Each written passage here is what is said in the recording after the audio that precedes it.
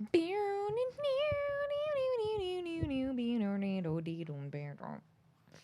that the SVU? That was the solo? that was our theme song. Oh.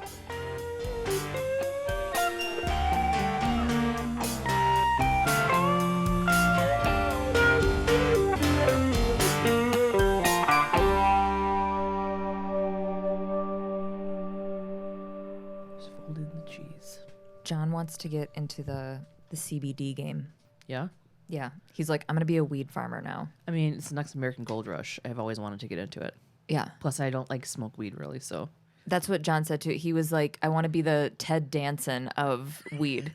And I was like, what? Ted Danson? Yeah. I'm like, you mean Ted Turner?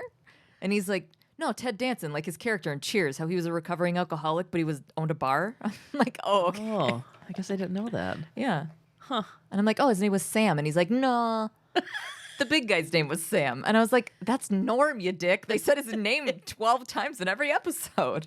Hey, welcome to SVU Pod, Especially Heinous. My name is Gabe. I'm Tasha. We are done with our intermission. I refuse. I almost thought you were going to say it. I was going to. I was like gearing up for it. I got like the mom quiver lip before you were going to do it to be nice to me. And then I can't.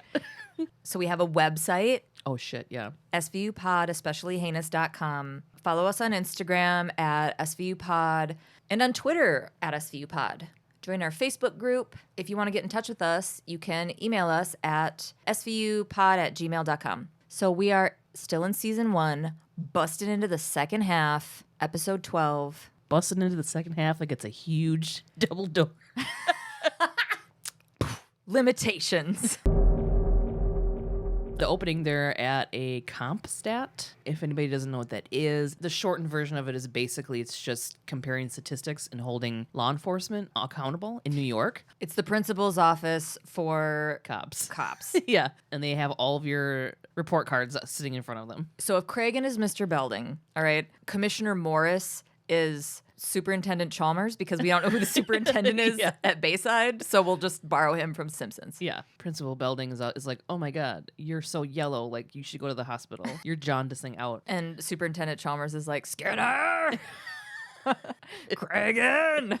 Okay, the commissioner is giving Cragen a bunch of shit about a cold case that involves a break-in and a rape in 1995. The 5-year statute of limitations is almost up. So when this serial rapist was active, Cragen worked in homicide at the time. It was considered a cold case, but the commissioner wants it addressed because the DNA backlog connected 3 addresses in the same week to the same DNA. Yeah. So that brings in like this DNA element to it right away. One of the victims, Miss Vicky Kraft, comes up to speak. She walked in and you knew she was a hard-ass, boss-ass bitch from the second she walked in. She's one of the survivors of one of those 3 rapes. She's there to give a victim impact statement, or is that what they would call it at the CompStat meeting? I don't know. That's what they call it in court, but she recounts in detail the night a man broke into her apartment, raped her and maced her, and Cragen promises her that they'll make it their top priority. I feel like the commissioner was right to give him shit. Oh yeah, for sure. Yeah, like it's Cragen's job. You know what I mean? Even if he wasn't homicide at the time, it's still his job. Right. The DNA was in a report that he didn't look at. Yeah, it's there. It's his job to do it. Like the victims don't give a shit about politics and where you were. So they're back at the precinct. Munch and Jeffries are going to take off to go talk to Jennifer Neal, one of the victims. And I'm like, move over, Cassidy. Munch is getting a qualified and intelligent badass. Like finally giving Jeffries a little bit of airtime, you know? Yeah. And the other 2 victims are assigned to Benson and Stabler. And they have the rapist's DNA, but they don't have him, the person, in the system. He is a white male in his 20s, now possibly in his 30s, because it's just about 5 years. Mm-hmm. And the description may no longer apply since the cases are almost 5 years cold. So they don't have a ton to go on. So then they're discussing how all of 3 of the rapes happened in a week. And Jeffries is like, then he stopped. And Cragen's like, maybe he started wearing a condom, which is possible. They just didn't have any more matches to his DNA. So that doesn't necessarily mean anything. It doesn't mean he stopped, for sure. Cragen thinks they might be able to stop the clock on the closing of the statute by filing an arrest warrant on the DNA. The DNA is John Doe 121. So then Cragen takes out the chalkboard, slaps on the 3 survivors, 4 days, 3 days, 1 day for each case to reach the statute of limitation. Yeah. It's time to get to work, everybody. Yeah. So now they're at the apartment of Lois Crean. Yes. And she doesn't really seem to know anything new. She's kind of just like, I told them already. I don't know. Descriptors for her: shrunken, quiet, defeated, insecure. Yeah. I would agree with those. Yeah. They're back at the precinct. Kragan is trying to get, who is this chick? She's Ariel from the Little Mermaid in a pantsuit. Oh my God. Yeah. Yeah.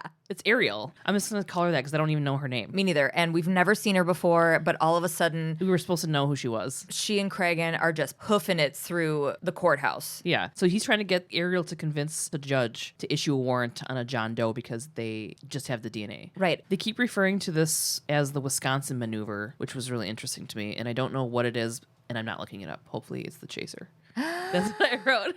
And then I texted you.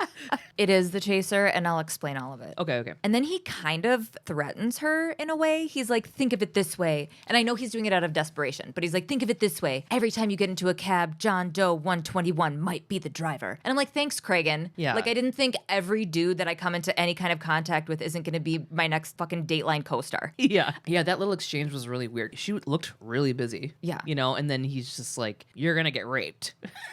And she's like, fine, I'll figure this out. So now they're at Eastern Health Services. Munch and Jeffries are talking to survivor number 2, Jennifer Neal. She's a soft-spoken lady who says the rape was the worst thing ever, but the support she's received after restored her faith in humanity. She's the lady that if she approached me in like a public place and was like, you seem sad, I'd be like, I'm not going to join your cult. Yeah. Like that's how she comes off to me a little bit. I'm familiar with this woman. Mm-hmm. How? Church. Oh, well, yeah. They revisit some statements she made that lined up with the other survivors, and she confirmed that he knew personal things about her. And she's like, he knew my dog's name, and he knew the restaurant where I sometimes ate breakfast. Yeah. It's so good. Oh, I hate her. Oh, I do. I mean, I do later. Oh my God. So then Kragan and Ariel, the lawyer, ambush a judge with a Ned Flanders mustache and the voice of Dan Aykroyd's character in Tommy Boy, Ray Zielinski. Yeah. I make car parts for the American working man because that's who I am and that's who I care about. They like snag him and they're like, sign this. They're like, the statute of limitations is almost up. It runs out tonight. Oh yeah, you've had 5 years. Can I have the rest of the day? Which made me happy a little bit because he was kind of like, you guys are the ones that haven't done your job. Yeah. You know? But on the other end of it, I'm like, oh my God, this fucking person who wants justice. But I get it. Like, that's the whole reason statutes exist, to push things to get done and whatever. Yeah. Or supposedly. Go. This is where Go. this is where you started loving Victoria Kraft. This is. Okay. Benson and Stabler go to Kraft International Electronics. Ooh, Victoria Kraft, bitch, is the owner of the company. So it turns out she is a hard-ass, badass, take-no-shit boss lady. Yep. I was really studying her, and I was like, if she was a cartoon animal, she would be a well-groomed show poodle, right? Oh yeah. Right? Man, you're like Like a really strong... pulling some good ones out. It was between the hair and like the posture and the way in which she spoke. I'm like, this is quite the show dog. That's not... Take a lap, Vicky. So she tells them about the night of the rape, that some dude saw someone speed away on a bike. Because she hired a private detective. And she's like, here are the copies of everything. Because I had to do it because you guys weren't doing anything. I don't like anybody sassing Olivia, but she Yeah. was... Yeah. I'll allow it. I'll allow it. Yeah. So Vicky tells them that the night of the rape, some dude saw someone speed away on a bike. I'll be Olivia and you be Victoria. Like, Okay. we're going to want to talk to him. You should. That's it. But like her face and shit. And then She's like, yeah, you dumb bitch. You should. like, yeah. You should have done that 5 years ago. Yeah. I'd have an attitude too. Olivia's face, she was like, okay, bye. So Benson and Stabler then go to talk to the witness on the street who saw the guy on the bike. And I loved this guy. I rewatched his monologue a bunch, and he's got to be from Tony Danza's Neighborhood. You go back and close your eyes and listen, and it sounds like an episode of Who's the Boss. I bet this guy tells a hell of a story at a party. But he's like, I was standing out here smoking a butt, maybe midnight, 1 a.m. Then from the alley, this kid speeds out on a green bike, sees me, swerves, wham! He falls on the ground. I think maybe he's hurt. We go to see. He's got a cut on his elbow. But he just gets back up on his bike and he speeds away. Oh, God bless. He knows the bike down to every last detail because he worked in a bike shop for 28 years. Yeah. And he can't give details about the dude's clothes. He's like, I don't know, jumpsuit? Stabler's like, maybe uniform? And he's like, I don't know. It's been 5 years. Yeah. And then it's, on to the next scene because they're really pushing home that It's been a long time and it's been a long fucking time and they're trying to fuck with this cold case and it's harder. And they're only fucking with this cold case because the fucking commissioner... Oh, so it's a green bike. He was wearing a motorcycle helmet too. Yeah, and the guy was like making fun of him for it. He's like, he's wearing a motorcycle helmet on a bicycle. Yeah, he was. He did. I want that guy to be a reoccurring character. Like, I know you're not going to live in New York and run into the same guy over and over, but I wish that they could. Can you imagine talking to that guy for 10 minutes? Cloud 9. I would just... My face would hurt. I would just be like beaming. Tell me about 6th grade. Right. Oh, yeah, me and Jimmy Two Shoes. We were running out to the playground racing to the swing set. Jimmy Two Shoes. I can't. Okay, so they're at the Supreme Court. They're with that Flanders mustache judge. Who is the character? Ray Zelinsky. Yeah, they're with Judge Ray Lazinski. What? Judge Ray Zelinsky. Judge Ray Zelinsky, not Lazinski. Did I say Lazinski? That sounds good. What? The guy in the last scene. It's like my mom. She makes an amazing Lazinski. So they're at the Supreme Court. Yeah. And they're before... Oh, the judge, he decides against the warrant. And I get it, but I also am pissed about it. He explains the whole thing, Yeah. why there's a statute of limitations, how it's supposed to create pressure for the cops to solve a case, and it also is part of the rights of All of us. all of us for our due process. So Miss Vicky Kraft walks out of the court. The judge asks if they are going to appeal. Ariel says yes. Yeah, and was like, And good. he was like, I already forwarded it to the appellate court. Like, hopefully this can get overturned and you can do some good. Right, and I'm just like, why do laps on it to have it be brought back to another desk? And it just sounds like bureaucratic bullshit. It is. But I also think this is the kind of judge that I would want on a Supreme Court that's going to just follow the law and not put his feelings into it. Right. Or his politics or whatever. But it also was fucking it's stupid. It's hard because you're obviously you're like, fuck blah blah blah, get the guy. Yeah. You know, but we can't say fuck blah blah blah because it's the fucking law of the land. And it sets precedent for the next thing. Yeah. That people use it for loopholes and stuff. There's only Yeah. Oh, Benson and Stabler run out to find Miss Kraft in the hallway. because she had run out of the courtroom. Yeah, they tell her, it's like, you didn't hear the rest of the ruling. It's going to be okay. Vicky fucking snaps back. Right. She tells them, she's like, I waited for 5 years for this and nothing is happening. I endured the rape kit. I told you guys all my personal information over and over and over, all while being told I would get justice. And nothing has happened. And now I have less than a day. Yeah, now after 5 years, people are scrambling. And then I wrote Miss Vicky Kraft as a boss dude. Yeah. And then Cragen's like, Mama. And she gets up in his face and she's like, thank you for making this the second worst day of my entire life. I think you know what the first one was. Yeah, it's fair. Her reactions are fucking over, like, beyond fair. Right. She's a boss, and they're fucking up. That's a precinct. Cragen hurriedly walks into frame with his hand in his pocket, looking at his watch like a fucking total dad. Munch is talking about his feelings about statute of limitations. Oh, fuck that. He's saying that these laws protect everyone. This is difficult. It is. It's complicated. So Vicky Kraft's statute expired, but she can still testify at the other trials that still have a couple of days before they expire. So hopefully the appeal goes through before the clock runs out. Now they have to go talk to the other detectives that were in SVU that were on the cases. And what does Munch say? He's like, oh, it's going to be like a high school reunion with all the people that used to be at these desks. Jeffries is at the 31st precinct in the robbery unit, and she's talking to one of the detectives originally in SVU on Miss Vicky Kraft's case in 1995. She transferred to robberies. Vicky Kraft sued her and her partner for quote-unquote derelict duties. Fair? I do need to say that this woman, this actress, I believed she was a cop. I know. She was great. The lawsuit was thrown out, but there was no suspects. The weird thing was like the building that Vicky lived in, you had to be buzzed in twice. Once in the front door and then once at the elevator. And no one remembers letting anyone in. And then they told her there were like 2 more people were raped in less than a week. And she was like, oh, I hate to hear that. Yeah. She seemed to like care. But in a professional way. Yeah. Because they were like, did you have any suspects? She's like, we weren't even fucking close. Yeah. Like we didn't have any idea. With the fact that they had to buzz through twice, they got a tiny lead from it because she was like, it had to have been somebody that nobody would notice, somebody that would go under the radar, like a meter reader or a paper boy. Yeah. So we're like, okay, put that in our back pocket. So then Benson and Stabler are at a trucking company and they're following a super busy, I love this guy. too busy to talk to 2 detectives about a rape case guy. The guy's handing out clipboards to truckers, and he used to be a detective, and he worked on Jennifer Neal's case,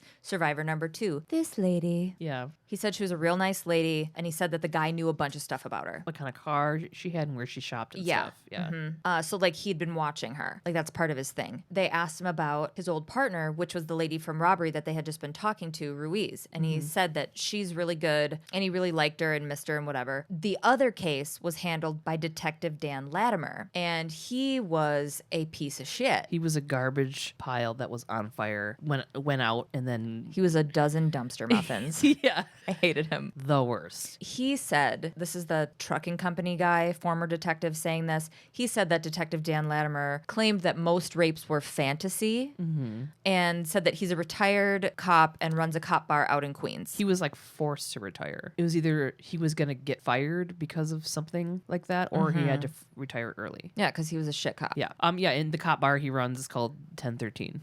Yeah. It's like where old timers go to like drink and bitch. They close out the scene by being like, hey, what made you get out of SVU? Yeah. And he's like, nobody sees what we see. He explained like some gruesome scene too, and I didn't even write it down because it was... He was... And I can't imagine. You can only take so much like in that job. Yeah. I feel like this episode is balancing really well. Like, they need to be out getting justice because there are people waiting for it and that have been through so much that deserve it. But then also like the burnout and the agony of being a real life human having to see all of this stuff is also real. Yeah. Oh, the show is just... So good. Yeah. Just a good ass show. Then they're at the 1013. Obviously, this guy's an alcoholic because he's drinking a big glass of milk. Right away, I got an orange juice flashback because I know, I'm like, this guy is drinking a giant glass of white milk, so he's obviously a fucking monster because who does that? Yeah. But then you saying he's an alcoholic, that makes a lot of sense. Yeah. To me, then, it feels a little more like this guy is diving into his character better. So I kind of like him as an actor now. Just get a Diet Coke or something. Like, who drinks fucking milk? This shit's gross. What are you, 5? What are you, 7 5-year-olds? Poured all of their servings into one glass.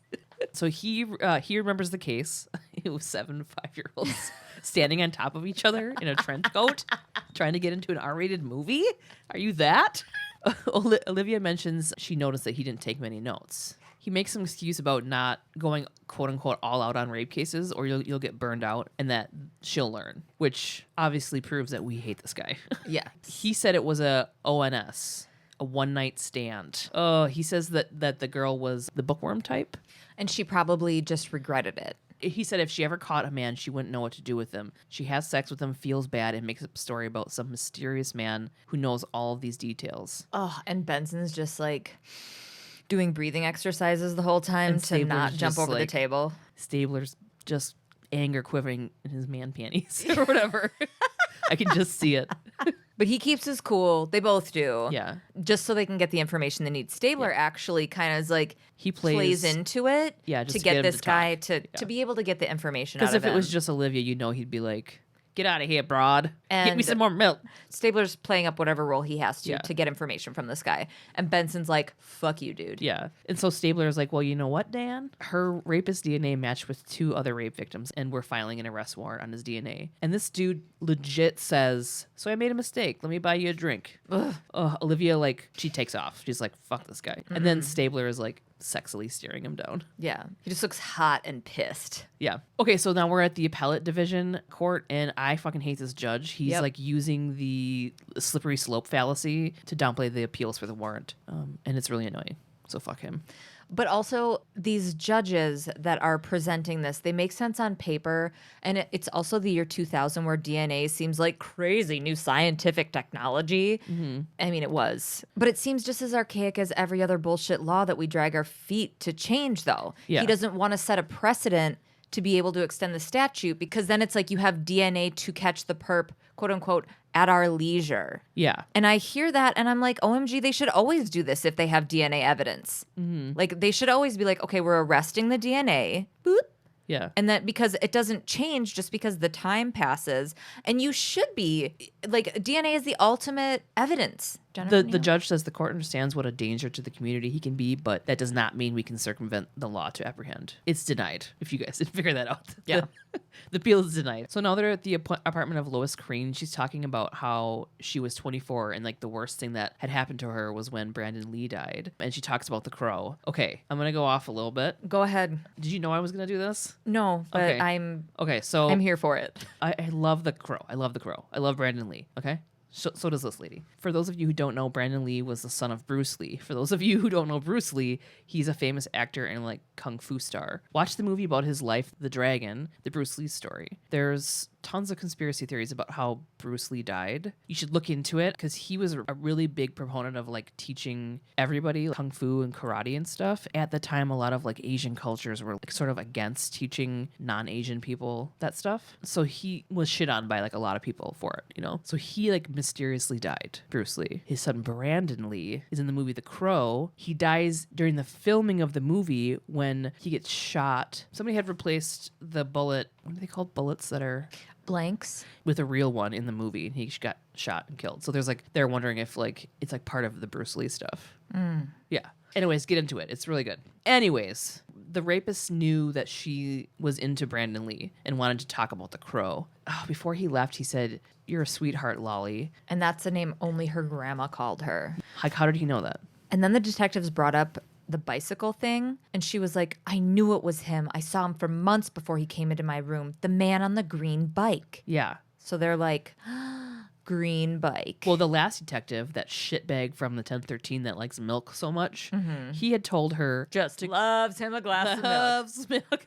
He had told her to go talk to a shrink. That was his advice to her. Yeah, and so it made her think that she was going crazy. Yeah. So then they're at Millennial Investigations. This is the PI firm that Vicky Kraft hired to investigate her rape when she was not jazzed about the cops. Yeah. And he sucks, but he says there was a bike messenger service that could be a lead. So then they're at the precinct. Everybody's sitting around in the precinct discussing why it could be a bike messenger. Jeffries found the old owner of Green Machine Bike Messenger Service, and he owns a laundromat. So then they go to Clean Machine I know. Laundromat. I'm like, okay, dude. This guy's got to get a little more creative with the names of his businesses. He gives them a messy trunk full of records to sift through to try to figure out the delivery guy who had that route. He also mentions one of his guys were injured. But then they don't say anything. And I'm like, ask about the injured guy. Remember? He scraped his elbow. Remember? Oh, yeah.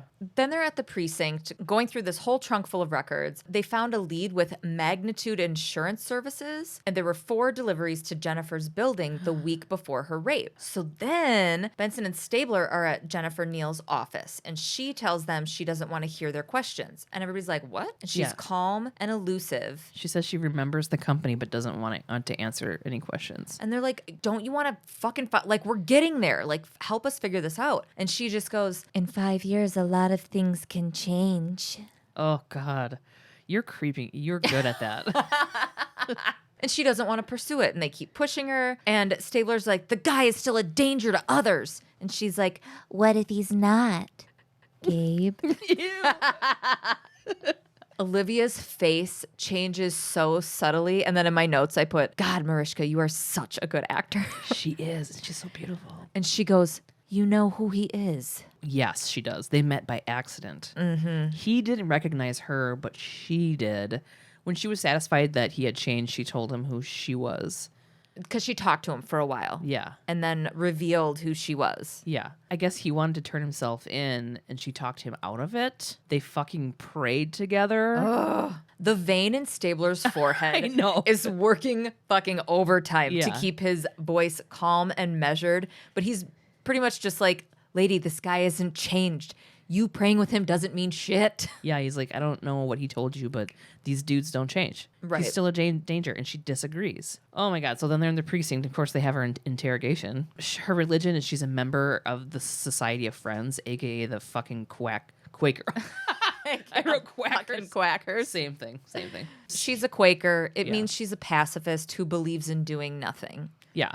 Which is, Not a judgment. Not a judgment. You can have that, but also, like, again, here's one of those things that it dances on a line of there are 2 other women who want justice, and Yeah. you are holding it over their heads. That's fucked. Yeah. They're getting into a lot of difficult things. This is how you do an episode with a lot of elements, Jeremy. He must be on vacation right now. He went on a Disney cruise the week they wrote this. Of course he fucking did. That little puke. He is a cruise kind of guy. I love. You know he is. I love a cruise. I'm going to sign up for snorkeling. Yeah, I bet you are. I bet you are. So, love your enemy is in the Bible, and this bitch is being super selfish by not considering the other victims. Yeah. And Olivia reminds her that the Quakers actually invented like the penal system. Yeah, Olivia's putting in fucking work to get through to this lady. And so finally she just convinces her to sit down with the 2 other victims. Yeah. So cut to all 3 women and Benson and Stabler in a conference room at the precinct. Badass and legend Vicky is grilling the shit out of Jennifer. I like nobody's there to check anybody except for fucking Vicky. Yeah, she literally just like walks in like she's a detective and hands them water, like bottles of water. I was like, oh, they hired her. Okay. And she's like, girl, this is the shit that happened to me and I got no justice. Fuck you. Yeah. Also, side note, there are a lot of calm and measured acting choices in this episode, and it's rattling my anxiety. I need somebody to fucking explode or I'm going to. This is what I put in my notes right at the beginning of the scene. Oh my God. I know. It happened for you. It happened for all of us. This episode gave me everything I wanted. Yeah. Vicky tells Jennifer that she's like, you're doing this because you like having the power of life or death over this man. This is your version of revenge. The camera keeps cutting to Lois, who's shaking like a wet chihuahua in the corner. Yes. Vicky then brings in the big guns and comes for Jennifer's work. Vicky's like, I employ 600 people that are insured by your company. And she threatens to leave them because Jennifer fucking sucks. Because she's like, I don't want to do business. With the betrayer of women, she said. Yeah. Yeah. And Jennifer's like, Lois's face.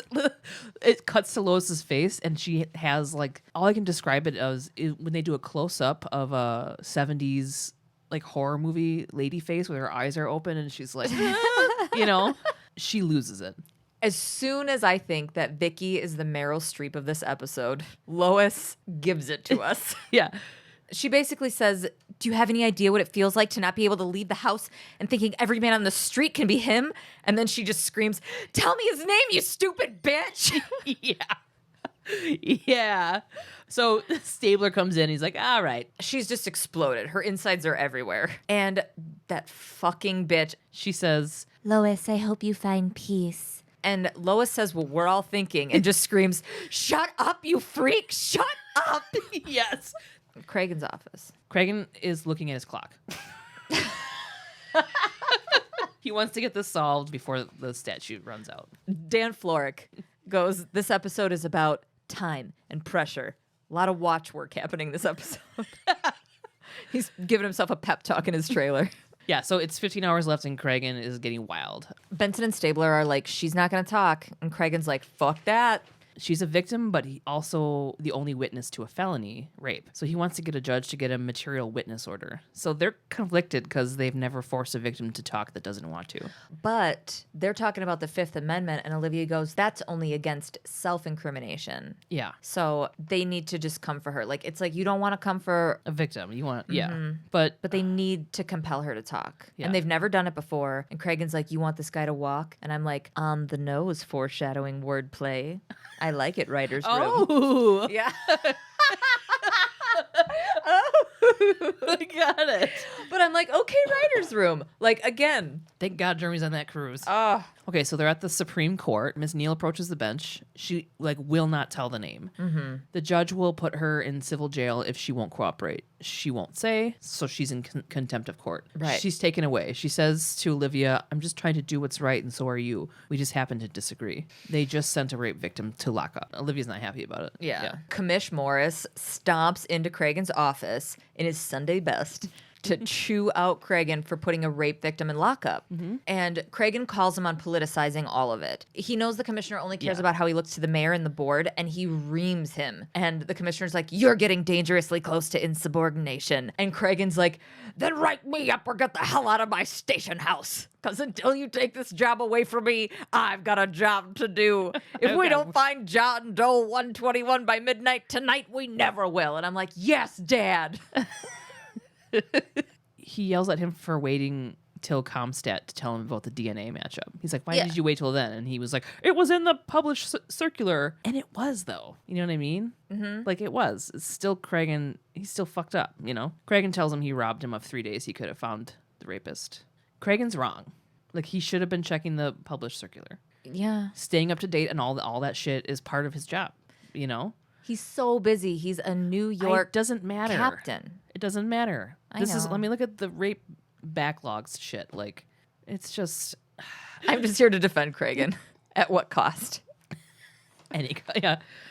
So they're at the 71st Street Meeting House, which is basically like Quaker church. Benson and Stabler are talking to a Quaker counselor who worked with Jennifer. I don't want to sound disrespectful. I don't know if it's like a Quaker church, but it's like where they have their meetings that they call them. It's a fucking church. Well, what I just don't want to It's be a gathering place for Quakers. There you go. So Benson and Stabler are talking to a Quaker counselor who worked with Jennifer. His name is Mr. Garrett. He says that he would never tell her not to cooperate and that the Quakers don't interfere with things like that. Yeah, he said he tried to persuade her a little bit. And he's like, there are Quaker judges, Quaker lawyers. Nixon was a Quaker. Stabler goes, he put plenty of people in prison. Some were even guilty. Yeah. And I'm like, boom.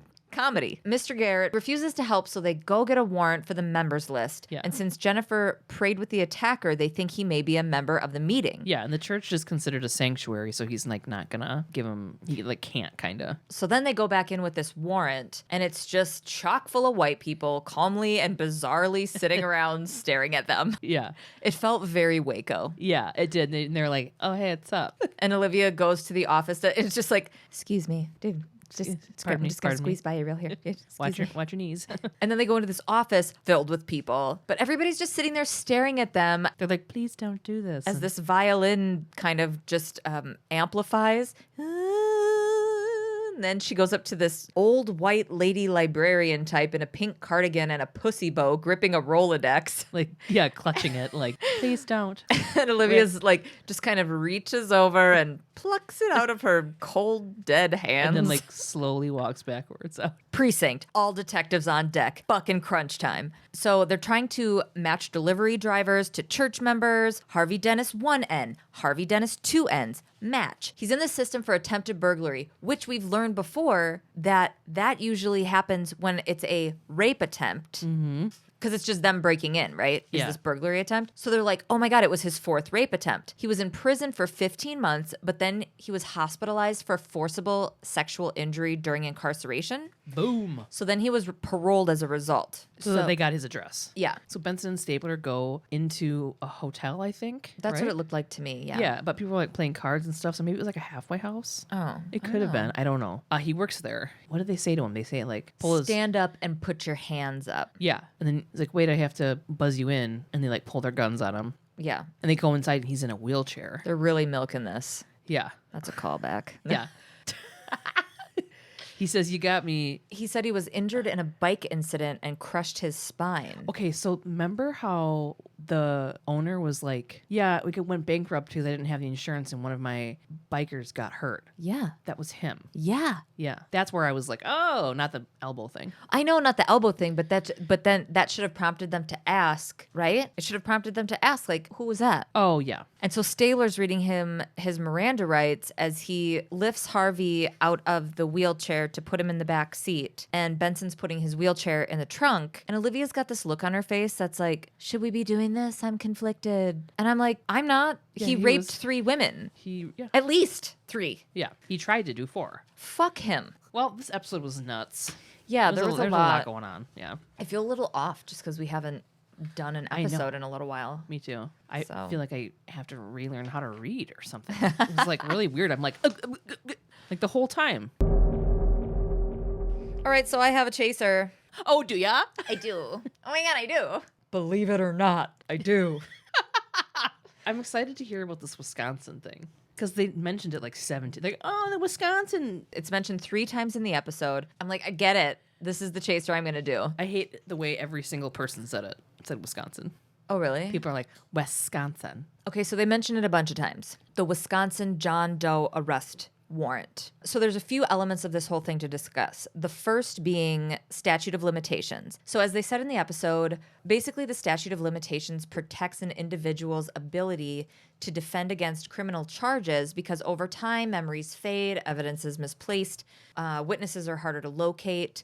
Also, statutes of limitations encourage the police to move on to more current cases. Yeah, so I looked into present day and what the statute of limitations are currently right now. They can vary because rape has varying degrees. There are 29 states in our country that do not have a limit. There's no statute of limitations on rape. Does that mean that like the case can be open forever, like murder? Yep. Okay. Yeah. Tell me the states. So there are 29 states that have no statute of limitations. It's going to be really hard for me to not sing that song that we learned in 6th grade. Remember of the 50 nifty United States?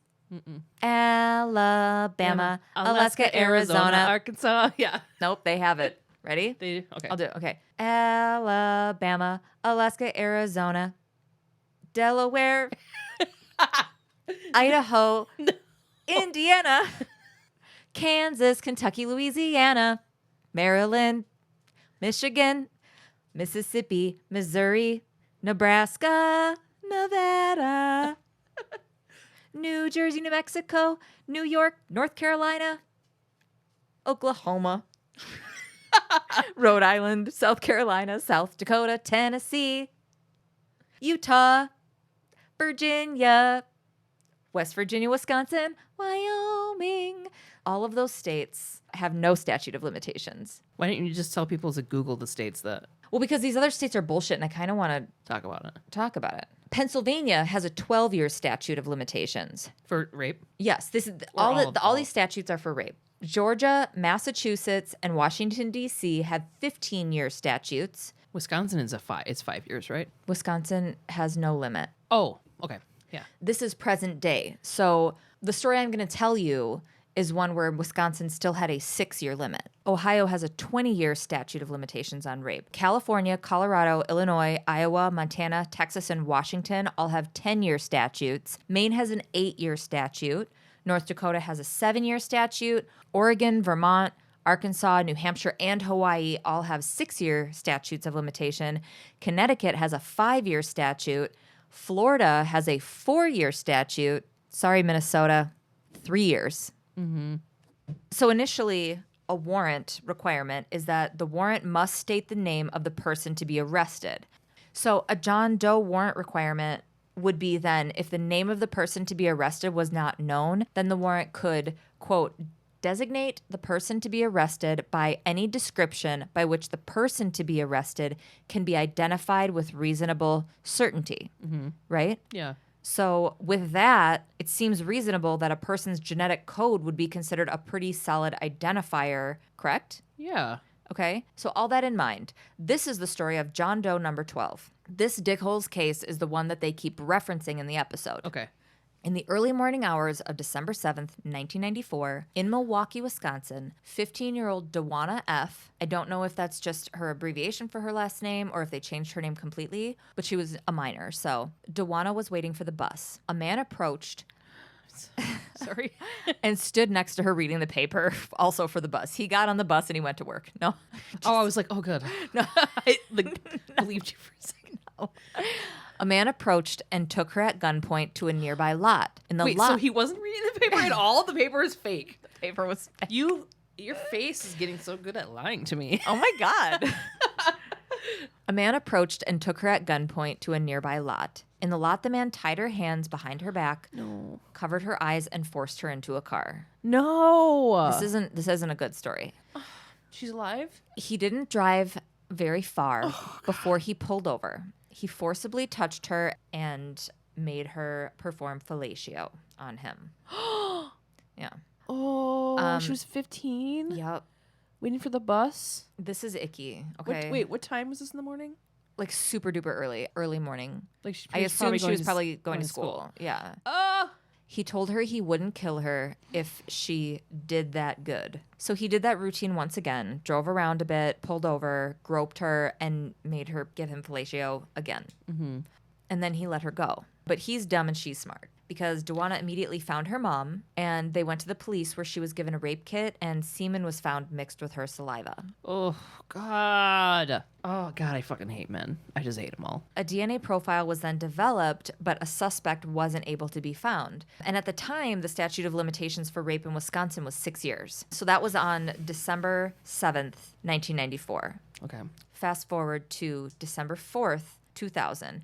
3 days before the statute ran out, the state charged John Doe number 12 with kidnapping and 4 counts of first-degree sexual assault. So that just gave them a little more time. Now, here's the thing. Some of this was kind of confusing, but part of the rule with that is that it's not like an endless amount of time then that they get to find this guy. It just resets the clock for 12 months. Oh. That's what I read. In the episode, remember how, what was he saying, that you can just go and arrest people at will or whatever? At your leisure. At your leisure, yeah. So that's not actually the case. Right. Also, this episode was in 99, right? 2000. Oh, that's so weird because, like, this actual case was, like, in the year 2000. It was 3 days before. So when they made the episode, they probably didn't actually even know what the outcome of it was. Mm-hmm. Oh, my God, yeah. Oh, yeah, wait. Okay. So on February 27th, 2001, a DNA match was found, and 38-year-old Bobby Richard Dabney Jr. became identified as John Doe number 12.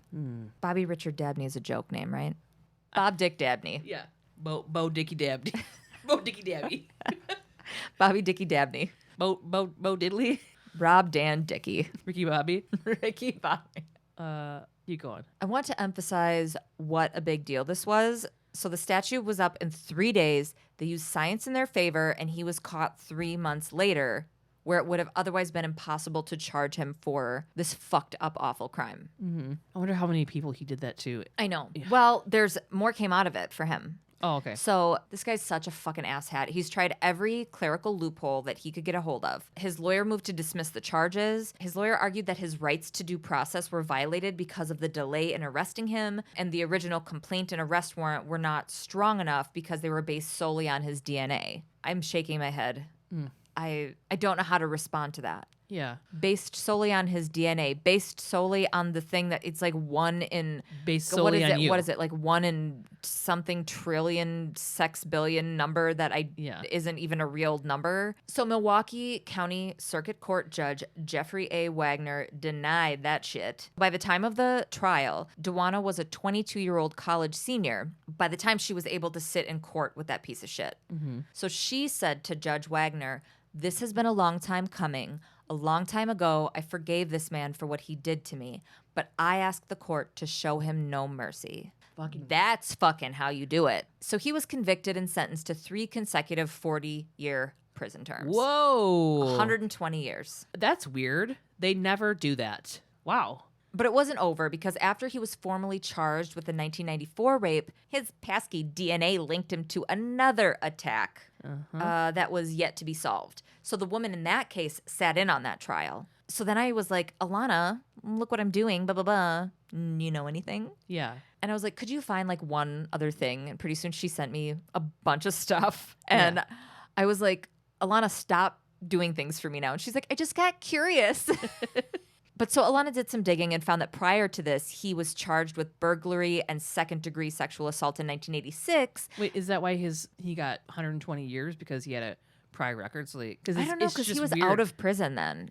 So it's just weird that they that he got so much time. Yeah, because people are always mad about like how little time rapists get, and pedophiles and stuff. Well, Milwaukee County Circuit Court Judge Jeffrey A. Wagner don't have time for that shit. Good. So then a year after he was charged with burglary and second-degree assault in 86, he was charged with first-degree sexual assault. This was the precedent because there were a slew of things that came after this in Virginia and in California and in Wisconsin again. Assistant District Attorney Norman Gahn, who prosecuted Dabney, then amended another previously issued John Doe genetic warrant and was able to charge John C. Wise, who was 24, with a 1995 rape. Wise was already in prison on a 15-year term for a 1995 shooting. This case was highlighted because it was able to open up just one more thing that DNA is able to do for protecting victims. So yeah, so that's what they were talking about in this episode. So this dude's, he's not getting out, right? He's like done. He's in there. Yeah. How old is he? How old was he? Well, so they say 38-year-old in one of these articles. I think they were talking about he was 38 in February 27th, 2001. He was 38. So he would be 60. Wait, 68. Wait, what year is it? He's dead. Good. He could be. But yeah, this guy, he's another one that's just sitting there peeling his fucking ass off, continuing to say that he got a shit shake and he didn't have a fair trial because this DNA stuff is whatever. He's probably a fucking flat earther too. Yeah, probably. So that's that. Next week, we are on to Episode 13, right? episode 13, entitled The Daughter of a Socialite May Be Responsible for the Gunshot Death of an Alleged Sexual Predator. So somebody took the law into their own hands, and we're going to talk about it. Our email is svupod@gmail.com. Follow us on Instagram under svupod, on Facebook under svupod. We have a website, www.svupodespeciallyheinous.com. Have you listened to, God, what is it called? what our It's called website's Comedy Bang Bang now, but it was Comedy Death Ray. And fuck, what is his name? He's a stand-up, and he would do, James Adomian, and he would do conspiracy theory, Jesse Ventura. And he'd be like, go to my website, www. I can't hear 3 W's without hearing that. www. Well, love you. Bye. Love you. Bye. When I do this, do I look like a thumb? Do you feel like a thumb? Yeah. Like in... Like, who doesn't love Tom Hanks or Ted Danson? If you don't love Tom Hanks and Ted Danson, get the fuck out of America. Just kidding, we're not allowed to go anywhere. No one wants us. Thanks, Obama.